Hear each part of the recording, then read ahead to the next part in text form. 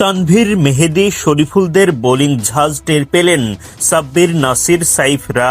Chittagong রয়্যালসের bowling তোপে নাস্তানাবুদ Dhaka ক্যাপিটালসের ব্যাটাররা। Adam রসিংটনের একের পর এক স্টাম্পিং। ঢাকার ব্যাটাররা হলেন মাঠ ছাড়া। সাইফুদ্দিন, নাসিরের লড়াকু পার্টনারশিপে খানিকটা মান বাঁচায় ঢাকা।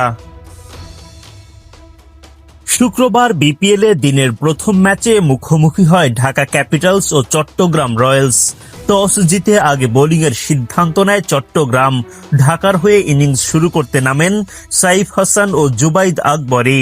শরীফুল ইসলামের করা প্রথম ওভারেই উইকেট হারায় ঢাকা। এলবিডব্লিউর ফাঁদে পড়েন সাইফ হাসান।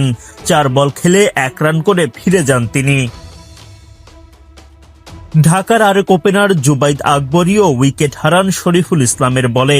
12 বল খেলে এই ওপেনারের ব্যাট থেকে দল পায় মাত্র 2 রান। উইকেটে এসে রানের গতি বাড়াতে থাকেন উসমান খান। দারুণ ব্যাটিং করতে থাকা উসমানকে বেশিক্ষণ টিকতে দেননি তানভীর ইসলাম।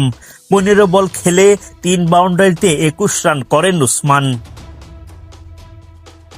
আগের ম্যাচে মারকুটে ব্যাটিংয়ে আলোচনার জন্ম দেয়া শামীম পাটোয়ারি এদিন ব্যর্থ হলেন পুরোপুরি।